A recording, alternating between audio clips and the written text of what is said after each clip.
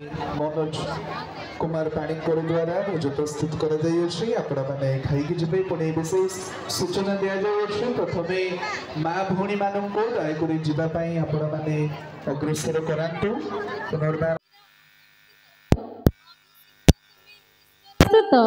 जिहुदार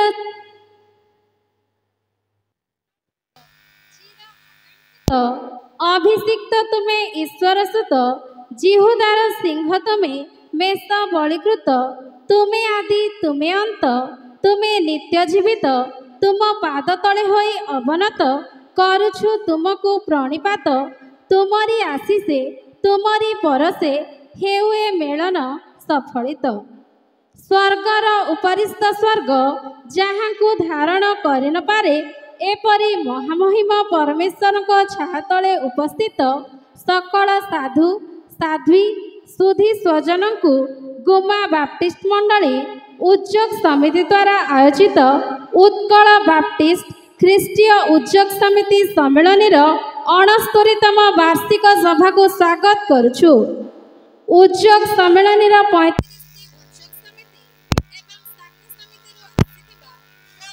उद्योगी भाई भौणी मानक मु आकांक्षा गुमा उद्योग समिति तरफ अनेक अनेक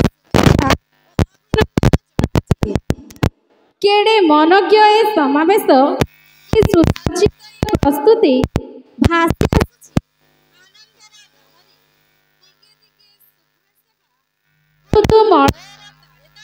नाची उठुछि दिगंत स्पंदित आज सहस्र प्राण सभी मनरे नुआ छंद नुआ सुर नुआ एक गीत नुआ एक संगीत स्तुतिवादर पुणी धन्यवादर एकतार पुणी भल पाइबार सतरे ए समावेशटी अनन्य धीरे धीरे टाणी नेउछि अतीत आड़कू जड़े महापुरुष कहती जार निजर इतिहास नहीं जीए निजर इतिहास को भूली जाए से दिने से मध्य विस्मृत हेब। आजिर ए ऐतिहासिक दिन में आम उद्योग समिति सम्मेलनी इतिहास को स्मृति अनुभूति को मने पकाइबा तो आमर कर्तव्य।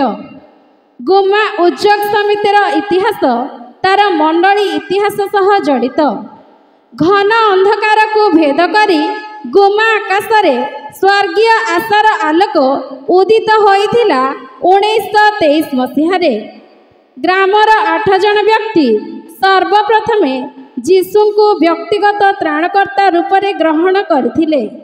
अनेक घात प्रतिघात बाधा विघ्न सत्वे सेमानंकर प्रगाढ़ विश्वास और निष्ठा बल 14/1/1923 आरंभ होइथिला सामूहिक उपासना स्वर्गत कुश षडंगी बासगृह एही सामूहिक उपासनार अनुभूति थिला अत्यंत उत्साहपूर्ण। प्रभु जीशु प्रति गभीर समर्पणर भाव तत्कालीन विश्वासी मानक शोभायुक्त पाद को बढ़ई देइथिला आगकू आगकू।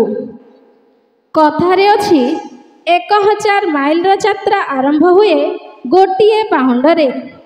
एही शोभायुक्त पादगुड़िकर 15 वर्षर दीर्घयात्रा पर 27/2/1938 बुधवार दिन स्वर्गत अशोक लिमांकर पालकीय नेतृत्व में स्थापन होइथिला मंडली।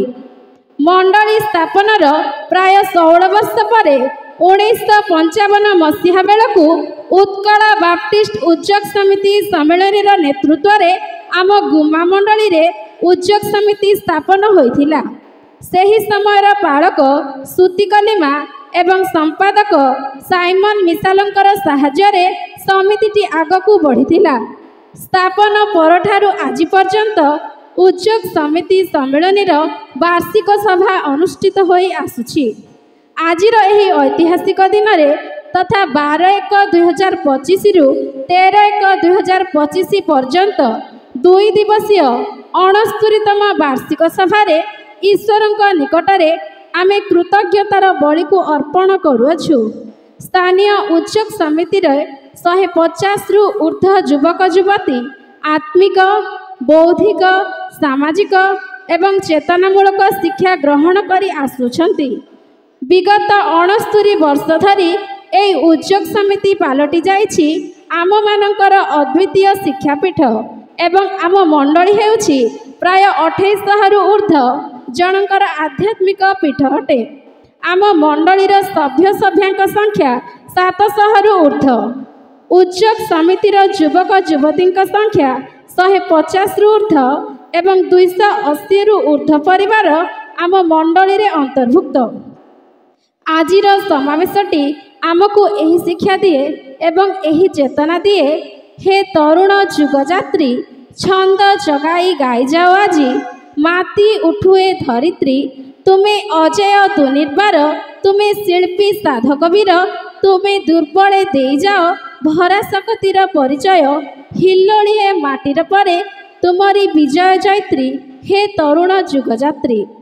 आमर एकांत प्रार्थना एही सम्मेलन आमर दृष्टिकोण को प्रसारित करू, गिर्जार चारिकांथ बाहर समाजर वास्तविकता प्रति आमको सचेतन करू। उद्योग समितिर कार्यक्रम सीमित न होई अनेक प्रकार कार्यक्रम द्वारा अनेकों को आकर्षण करू तथा कुसंस्कार और मूल्यहीन परंपरारू प्रत्येकों को दूरे रखू, परिवर्तनर आवाहक रूपे गढ़ी तोड़ू।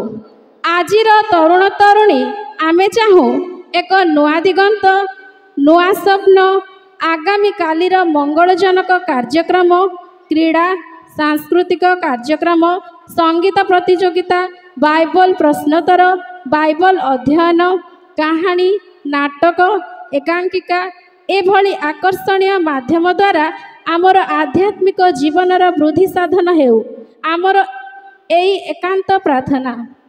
अनुपमा एई उद्योग समिति नूतन जेरुसालेमर पथ प्रदर्शिका दीप्तितार रही थाउ चिर अम्लान से जे स्वर्गीय यात्रार सहायिका।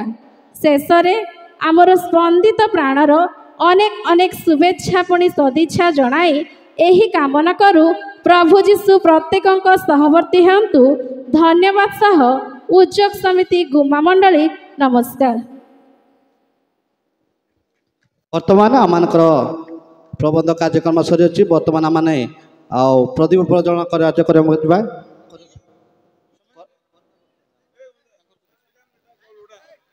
अनुरोध करूँ। आमर वर्तमान कार्यक्रम एतकी रखुचु। अवशिष्ट कार्य आमर प्रदीप कार्यक्रम पुणी जहाँ रही अच्छी आम उद्योग समिति सम्मेलन कर्मकर्ता मैंने परिचालना करेंगे।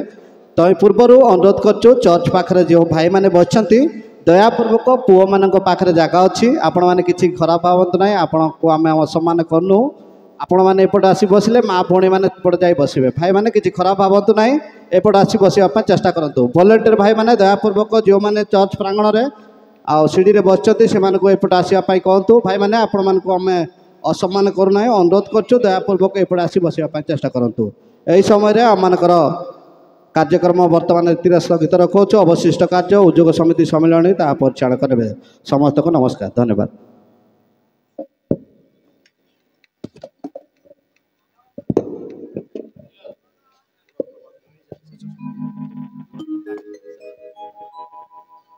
हेलो,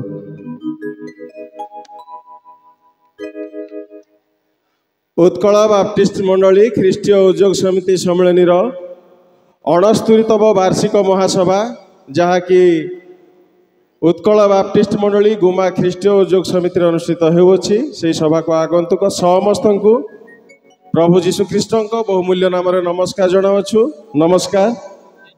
आसंतु सम्मेलन वर्तमान कार्य आरंभ करने को जीव।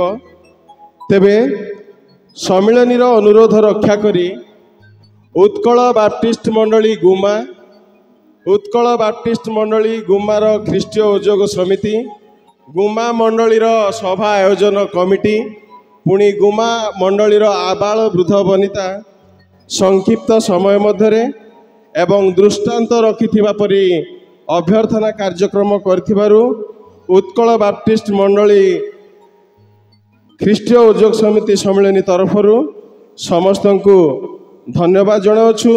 सेमानक निमंते ख्रीष्टीय उद्योग समिति सम्मेलन तरफरु